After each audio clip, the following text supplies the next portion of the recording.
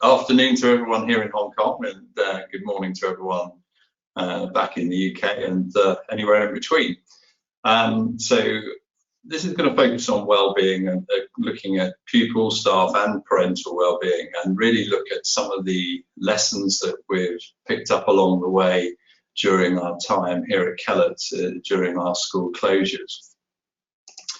So the structure of this is very straightforward. I'm going to give a little bit of background to our context, and then we'll obviously move through pupil, staff and parents.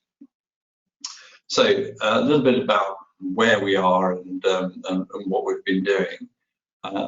For us, school closure didn't start with the coronavirus. It actually started back in November, when we ended up having to close the school for 7 days because of the Hong Kong protests. And on reflection, that was a really helpful time because it highlighted to us the need for doing home learning, and it put together some of the issues that we would need to address going down the line.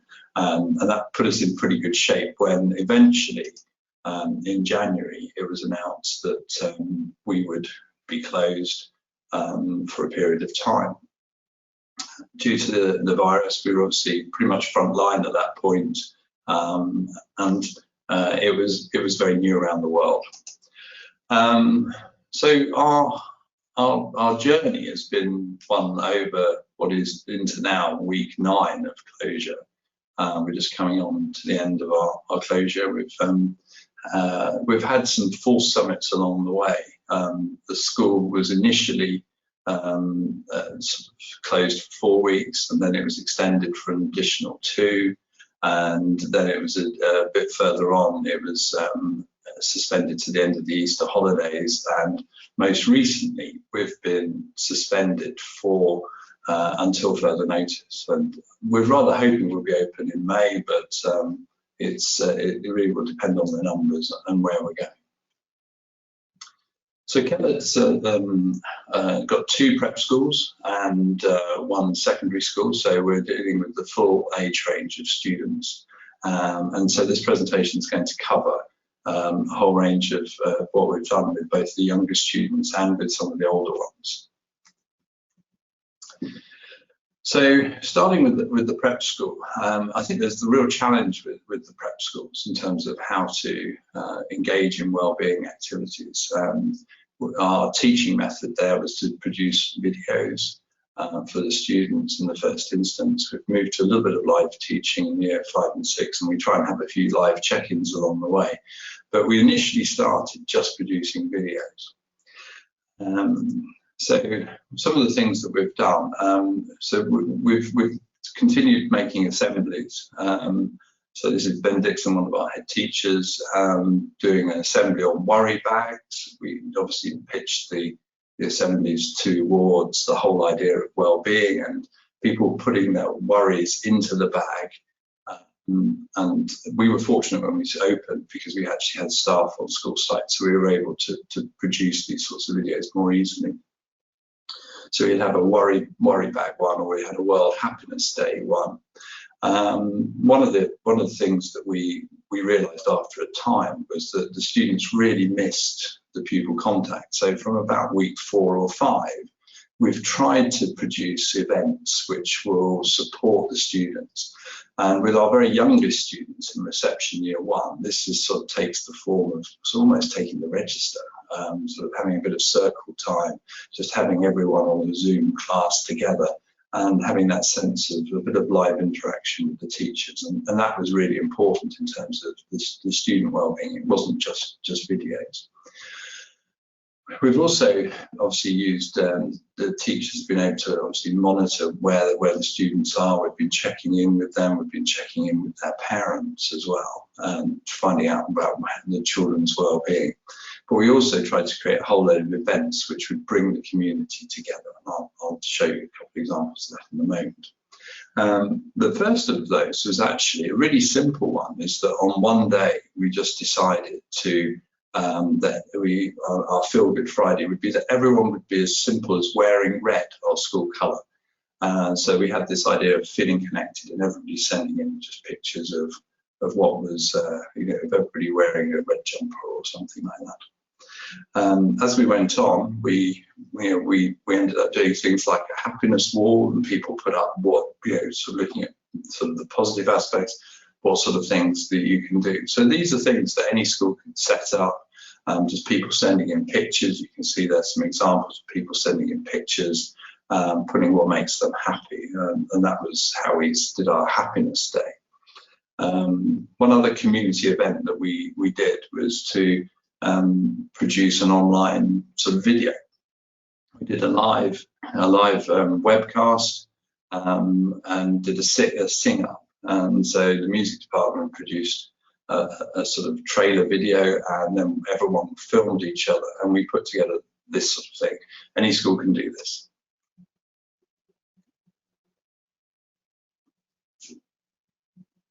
We haven't got any sound, sorry.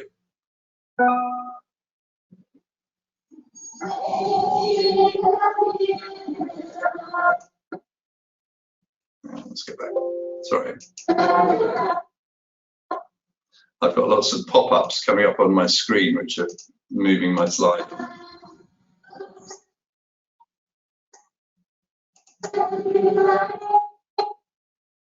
Sorry, that's going to be a bit of a disaster. I've got people trying to join the webinar and their pop-ups are coming on the screen, so I can't play you the song. No, well, I'll give up on that one.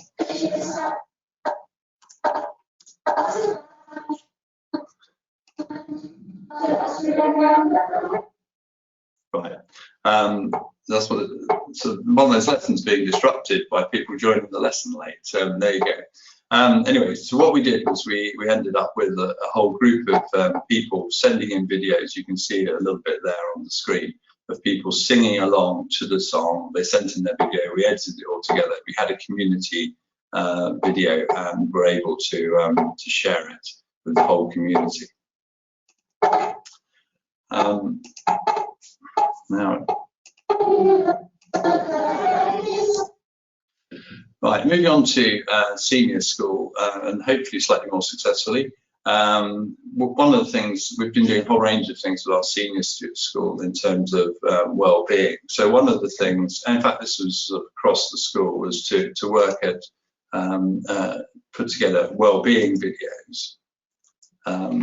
So each week we produce a newsletter for our parents and our whole community, and on that we would have a mindfulness video produced by one of our teachers, Sondra Bushnell, who takes particular interest in this area. She produced a whole range of videos for the students, so that and each week they have a sort of different mindfulness exercise. She's produced an excellent website on YouTube. All of the videos and resources are available there, and you can follow her on Twitter. Moving on, we also have ended up looking at a whole range of initiatives for our secondary school. So as a school, we have a lot of tutor-student meetings timetabled into our programme. We've actually continued those using Zoom, and I'll come on to a little bit about that a bit later. One of the most important things we've done, and I really wish we'd done it a little bit earlier, was to move to a fortnightly questionnaire for students. They had to self-report on a scale of 1 to 10 on how sort of happy they're feeling, on the state of their well-being. And what we did with anyone who got a 4 or less is that one of the wellbeing team contacted them at home, touched base with them, and in some cases put them in. There was an opportunity for them to go into counselling and then have a one-to-one video conference counselling session. And that became very, very important for the community as we realised that we'd got a group of students there. I'll show you some of the data in a moment. But again, we tried to put together a whole range of community events which would enable our young people to come together. So we, on one lunchtime, produced an open mic session, and that was streamed around the world through a YouTube channel. We used a mixing desk, brought in the different channels, and we were able to have a community event. I'll hopefully show you that in a moment, although people are still joining the webinar, so it probably will get interrupted. We also realised after a while that week 4 or 5, you just can't hit the same school routine that you've been using all the way along. You actually have to break it up a bit. And so we had a book week event, and we ended up doing a whole range of competitions around that. For example, a microfictions competition. That gave a little bit of respite to the students from the home learning program, which was quite intensive. And one of the other ones was just to produce a sort of positively Kellett playlist where people sort of nominated a song of one of their favourite songs, and then had to sort of explain why, very briefly, why they were nominating that one. So these are simple ways of bringing the community together. Now I'm going to risk trying to play the next video. Welcome to Feel Good Friday, wherever you are in the world. We're delighted that you have tuned in. It's not quite the same here without you, but we're great that we can connect together today.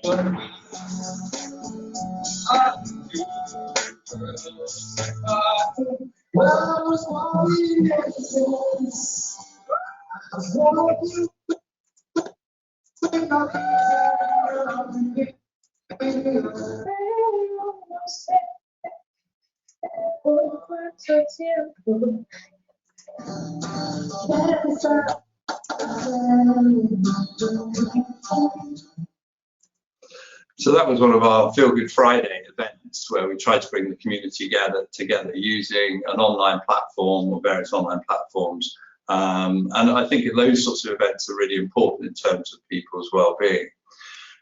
One other project that we put together that came out of the positive education movement is the idea of doing student letters of gratitude for their teachers, and the benefits of that I've put on the slide there. So this is actually the idea and thinking behind this is by actually thanking someone, you boost your own well-being. You also can boost it for the person who receives the letter. And so we ran this, and it was hugely successful. We ended up with really quite a lot of people involved in that project, and they were quite significant numbers, over 1,000 letters from students to their teachers, and over 400 came from parents as well.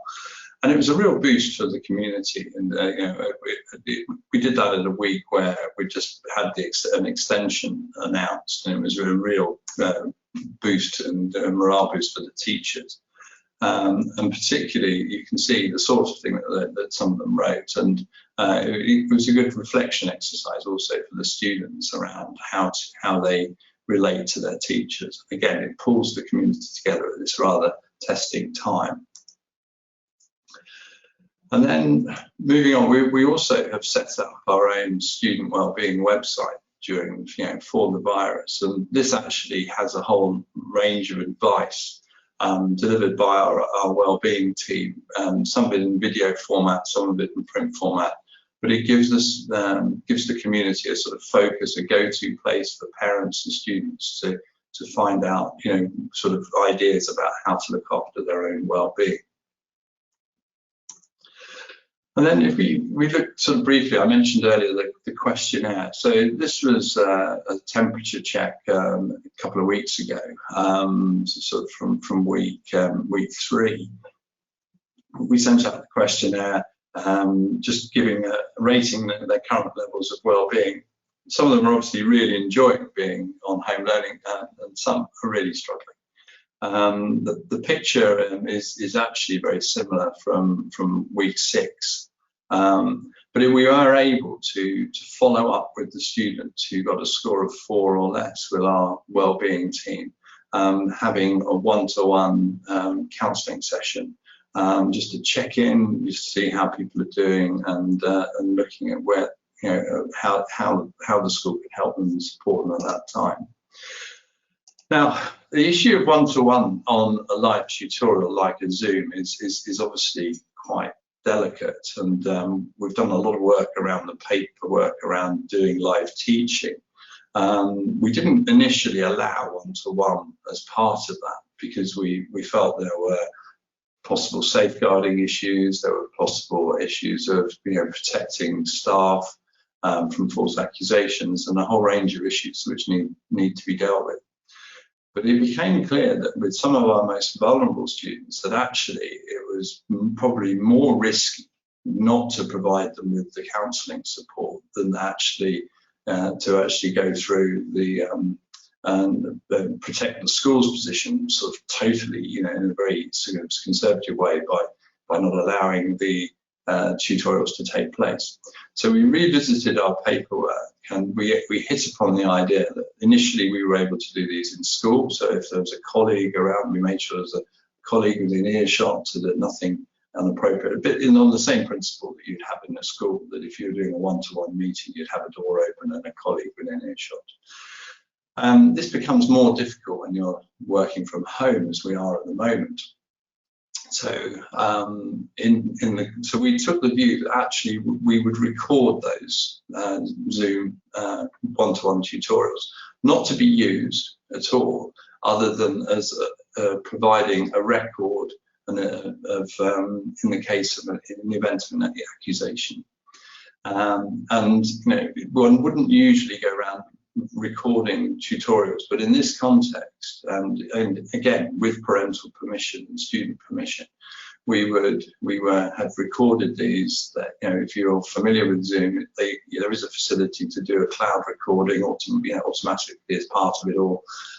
You don't have to download that; it can sit there. But in the event of it being used, and obviously they end up being destroyed down the line, and that's really important too. Now, these are delicate issues, and each school will find its own way. And I know there's been various advice coming out in the UK, but we definitely took the view that some of our students needed that support, and they needed to have people having a chat with them on a one-to-one basis in order to get them through the pressures that they were under. Particularly some of our older students who are getting particularly stressed around whether their exams are going to take place and so on. So that's the protocol that we put in place. Well, one of the other things that came out of the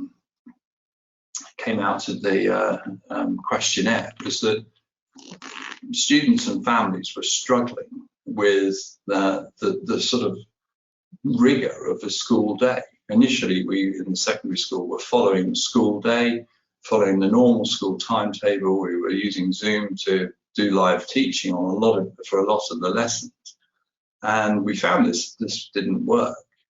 It works perfectly well for us when we're in school face to face, but actually when families are juggling things at home and different children are on different schedules and somebody then ends up with a PE lesson or whatever, it all can get a bit fraught. So we listened to our community, and we, as a consequence of that, we restructured our school timetable in week 6. And so we made our lessons shorter from the normal 50-minute lessons. We moved them down to 40s. And we still had the 6 lessons in the day when we got them all in before lunchtime. And we moved all of the practical subjects, all of the other stuff, some of the lunchtime stuff, we moved into the afternoons. You can see what we've done in terms of our structure on the slide. And that gave families flexibility so that they could all take exercise together, for example, which was really popular. So that meant that the whole of the family unit could take exercise at the same time if they've got children in different year groups. It also gave a little bit of flexibility to families to decide, well, we're not going to do that straight after lunch. We might do that at 5 o'clock in the evening. And it also, and I think this is really important, it gave the teachers some respite as well, because it meant that the mornings were incredibly intensive. But it did give the afternoons as an opportunity where there wasn't contact time in order for teachers to prepare bit lessons, to do marking, and again, to organise their own time. They might want to do that in the evenings and so on. So that restructure of the timetable worked particularly well. And as anyone who's done home learning will know, preparing a video for home learning is much, much harder than actually teaching a lesson. So it takes a lot more preparation in order to sort of get things to work. So that was particularly important. So if I can sort of summarise some of the lessons learned from particularly around student well-being, the first would be that the normal issues are there. There are still students in your school who will be worried about a family member who's got cancer, or they've suffered a bereavement. The normal issues that we face and support on a daily basis don't go away just because we're on a school closure, just because there's a pandemic. Those students still need support. And it's very easy to forget that because we all get wrapped up in every moment we eat, sleep, breathe, the virus. But at this point, you actually have to stand back and say, well, actually, there are people who've got different issues and different problems.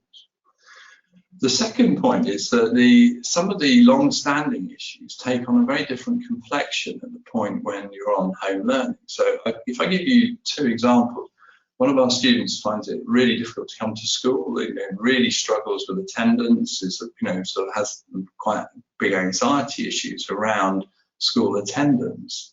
That student is much, much happier in the current context of working from home. It's all structured. Those daily pressures of getting into school and getting up and being part of the school community physically aren't there anymore. So that student is approaching the whole home learning experience in a very different way.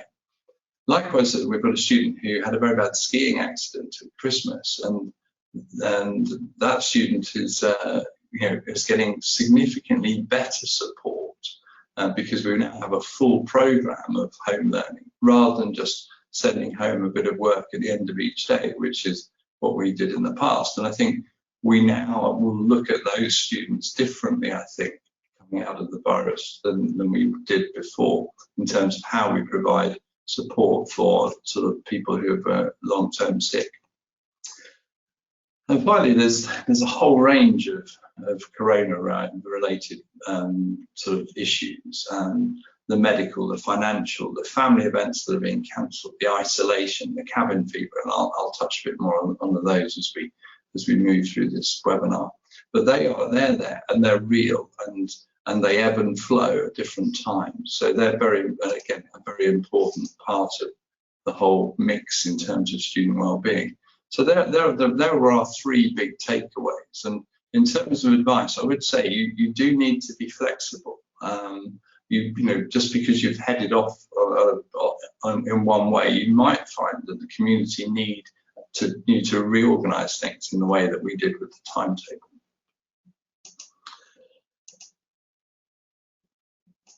I'm going to move on to staff wellbeing, and in order to do that, I did need to explain a little bit about our context and how that worked. The virus was sort of hit at the point when we were all on Chinese New Year holiday. So my staff were sort of scattered across the world. Holidays in Thailand, holidays in Australia, back in the UK, whatever. And we made the decision, and we were quite rare within Hong Kong, to actually get all our staff back to Hong Kong.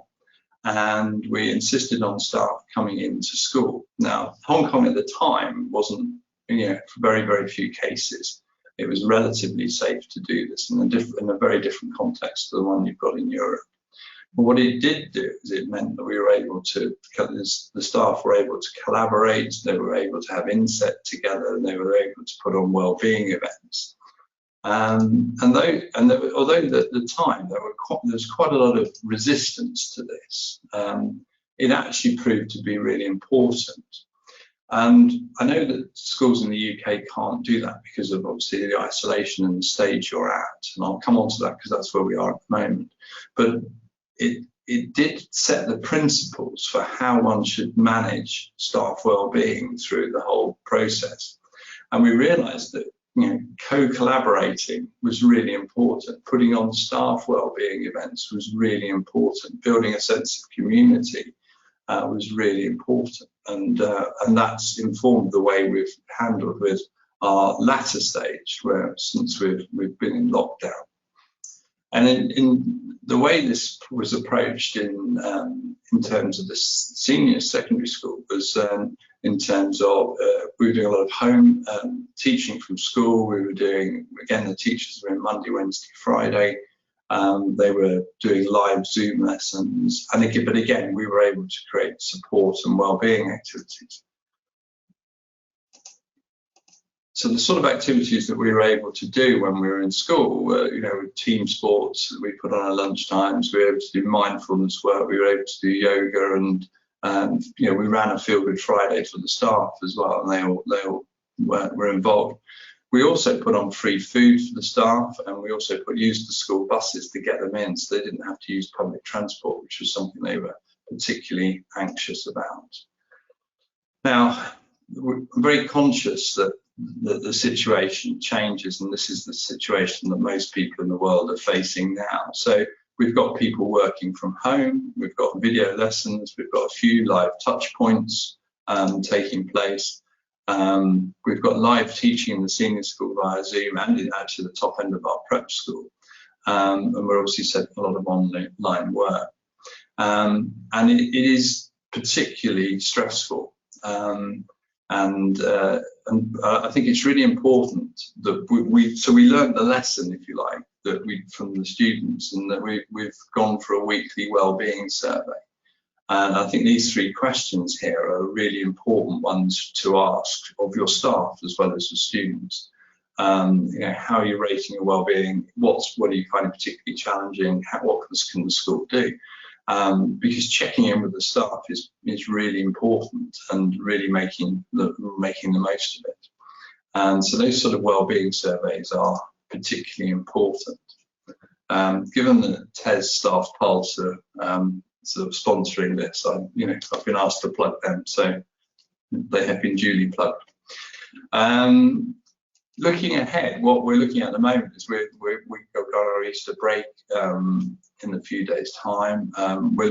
So we've actually produced a whole range of wellbeing activities for our staff. Some of whom are relatively new to Hong Kong, but all sorts of ideas of what people can do both at home if they can't get out, or if they can get out, where to go. So we're again putting a whole range of activities and ideas forward for the staff. They're a very, very important part of this equation. And finally, moving on to parental wellbeing. Parents are under enormous pressures at the moment, and the whole environment that we're in at the moment is just creates anxiety. Every newspaper, every TV broadcast. So there's obviously issues around health and protecting the family from health, and people are anxious around vulnerable elderly relatives and so on. People are finding that family events are being cancelled, their whole plans, everything they've been looking forward to are just being taken away, and that's creating an enormous amount of anxiety. On top of that, you've got the financial, the whole economy going the way it is at the moment. We've got a lot of uncertainty about jobs, particularly here in Hong Kong, where financial services are a really big part of what we do. So it's a very stressful time for our parents. And then on top of that, you've got things like being worried about your children's exams, whether they're getting their learning, and all the rest of it. And particularly, there were a lot of stress points around the cancellation of exams last week. And then on top of that, you've got cabin fever, and inevitably people, in close quarters, trying to work from home, fighting over tech.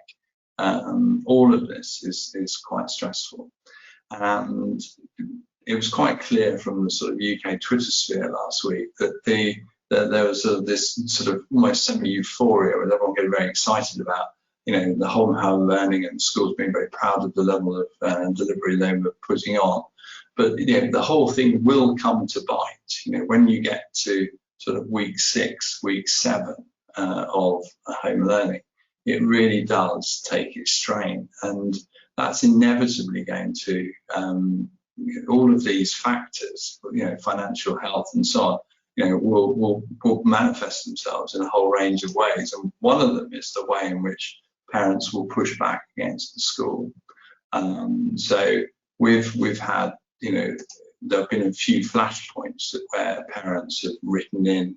One of them was obviously around the closures and the extensions around that, cancellation of exams, and we've, you know, we're, as most international schools are, we're fee charging. So when our fee letter goes out, so these are all particular, you know, flashpoints for parental pushback, and quite understandably, parents, you know, are asking and looking for refunds and reductions and extensions of terms, and asking, you know, will the school teach through the summer and all these sorts of things. In our case, as a fee-paying school, you know, should we waive fees in lieu of notice if people decide to leave? So all of that parental pushback is, you know, and the school is inevitably going to be a focus for some of that anxiety and some of the, all of us, you know, as to someone to sort of push against. And so I think the really important thing here is that the school communicates well with its community. So we usually have 2 newsletters to our parents a term. We've gone to 2 versions, a prep version and the secondary senior version every week. We've been showcasing home learning. We've been incorporating a lot of the mindfulness tips and so on. We've used video messaging for the really important stuff, where it's been very complicated. So, for example, announcing that the school was going to be closed for another 4 weeks, it's been closed by the Education Bureau. We did that by video messaging, dealing with a particularly difficult issue around, we have AS exams here, and the complexities of that, and explaining how that was going to work going forward. Some of those more complex issues, video messaging is much, much better than trying to do it in terms of a print. And also, I mean, we've run parent-teacher meetings by Zoom, which have been hugely popular. So we've been trying to check in with that. And also we've had our heads of house and our pastoral leaders phoning parents, just checking in with parents. And I think that's been hugely appreciated by them as an opportunity to discuss their child's progress and to allay anxiety. So just a few sort of final thoughts, if I may.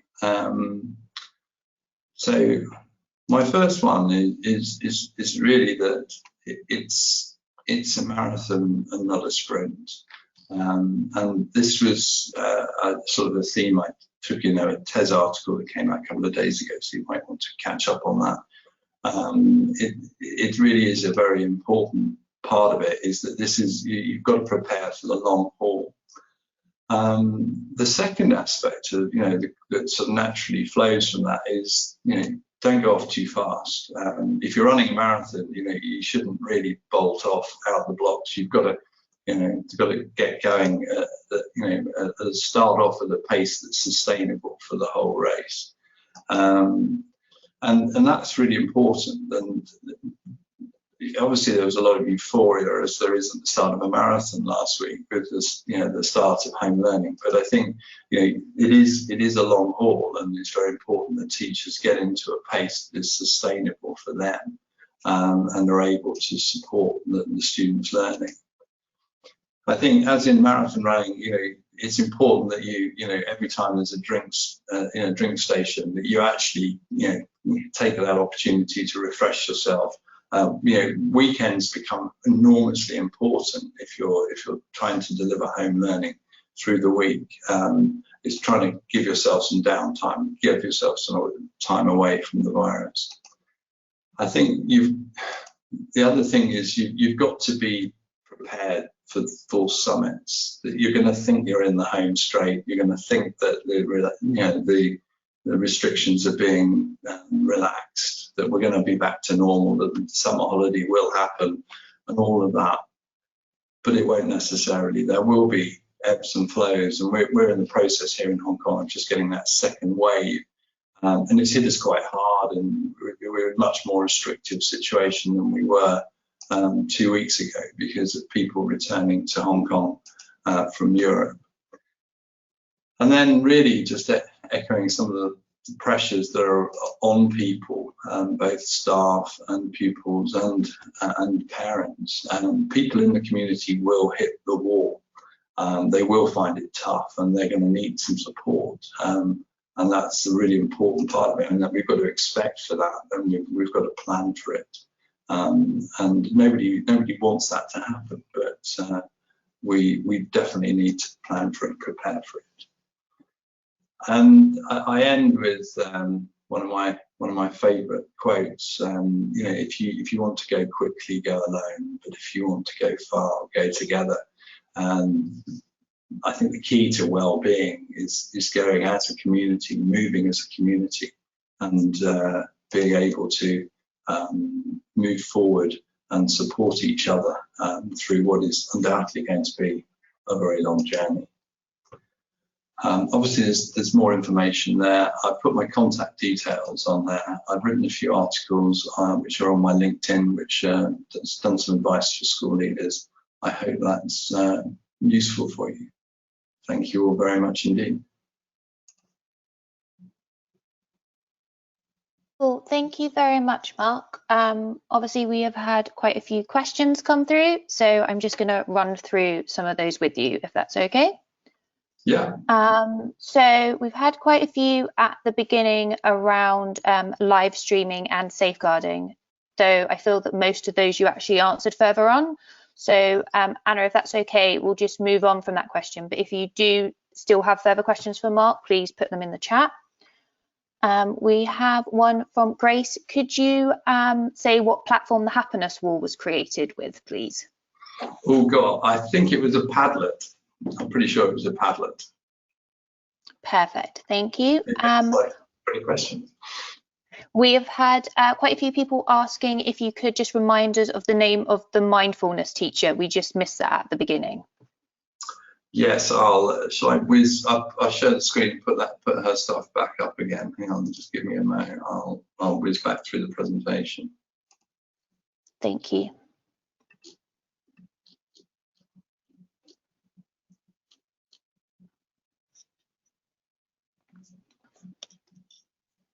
Brilliant. Thank you very much, Mark. There's Sondra Bushnell. There's her mindfulness YouTube site. She's put some great stuff on Twitter, although she hasn't got many followers yet, but I hope she will after this. Cool. We have one here from Will that says, hi Mark, how do you manage the additional expectation of parents supporting younger children, e.g. year 1 to 4? Early experience here shows that there are mums who have got very stressed, especially when trying to run their own business from home as well. Yeah, I think this is the biggest difficulty, I think, at the moment, the greatest challenge, because if the younger the child, the less that there is in terms of the actual content to what we're actually, you know, the amount of content you actually get through teaching a reception class is relatively limited, because so much that's important about reception teaching is about socialization. It's about young people learning to take turns, play nicely in the sandpit, you know, and behave well, follow instructions, get dressed, and getting to PE and back again takes an inordinate amount of time with the class.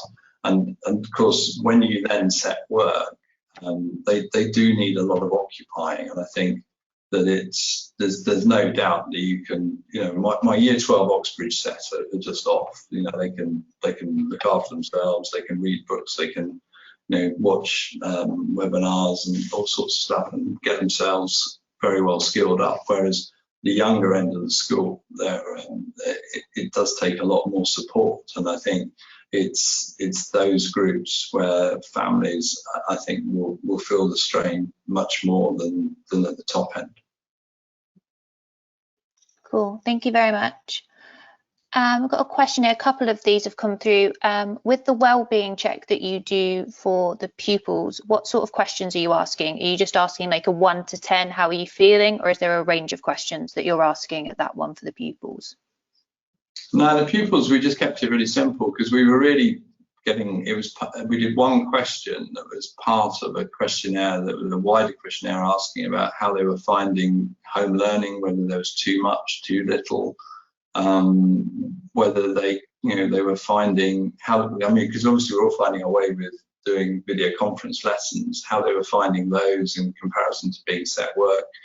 And we just put one question in there just in terms of them rating their well-being on a scale of 1 to 10. So that was what we chose to do there.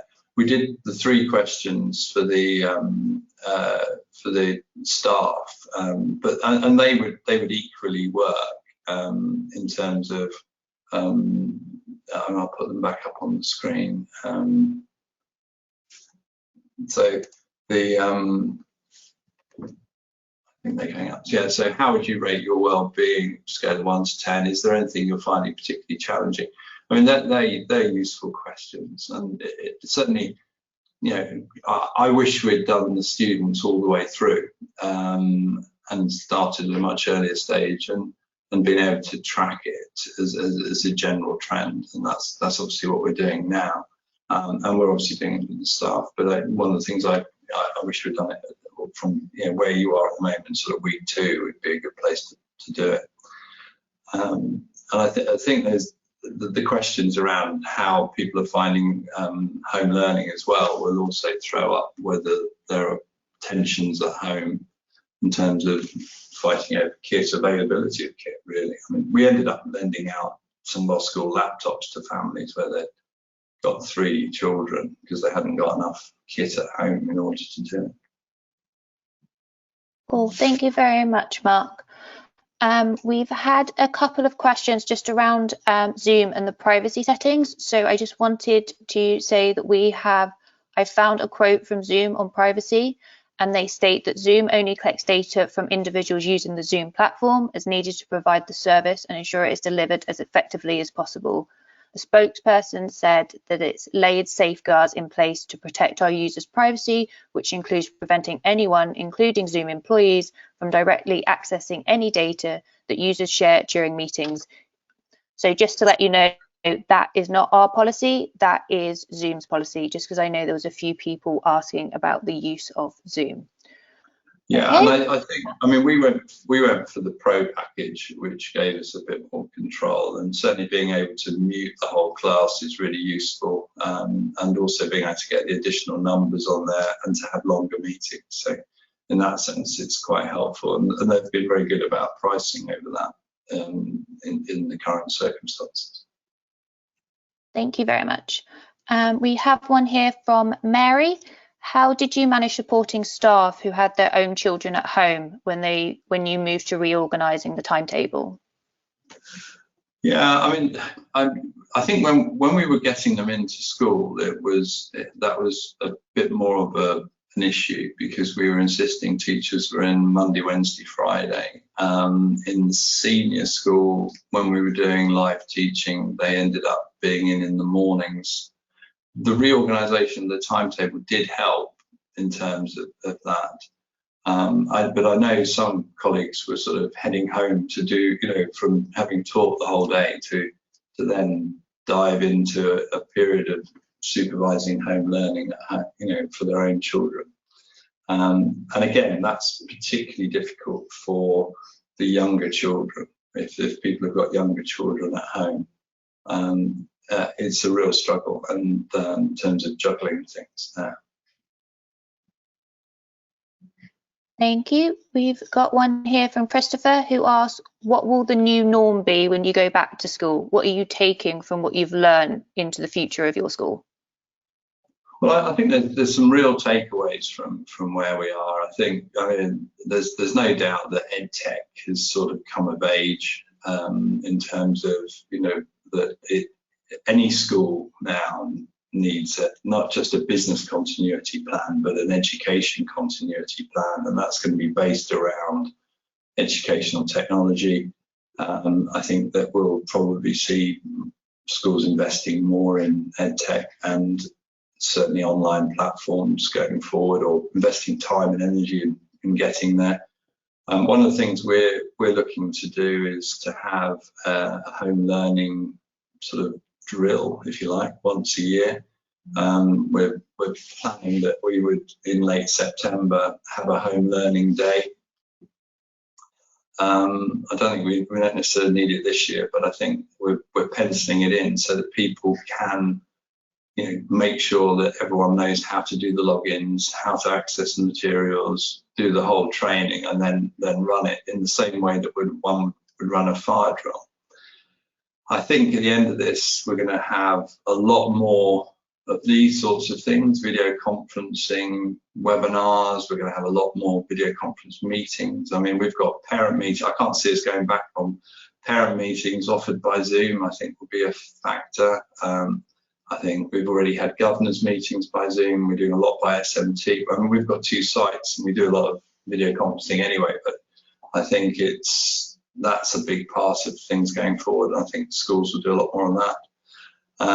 There's no doubt that teachers will have massively more respect within society at the end of this, because people who have sat at home thinking that they can be, that teachers are people who can't, and will be over and done with, because they'll realise the daily challenge is, of keeping a 6-year-old on task is actually far more complicated than they realise.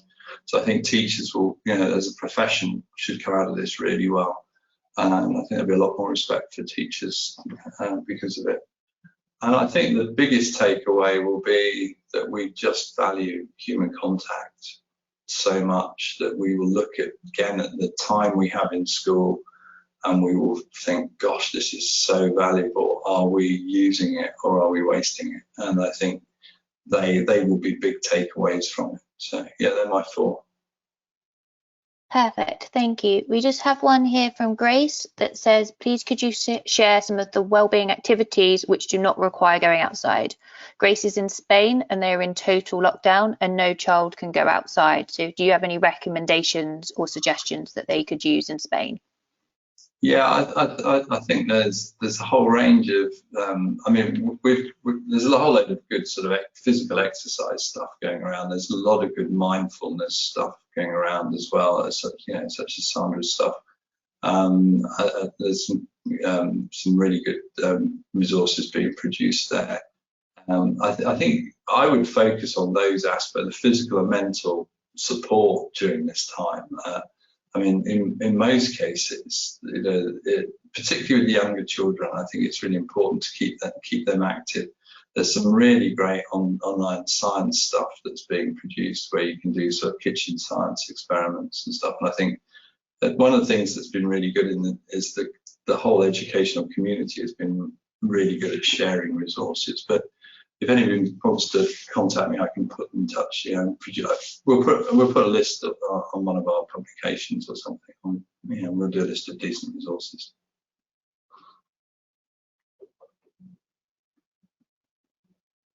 Perfect, thank you.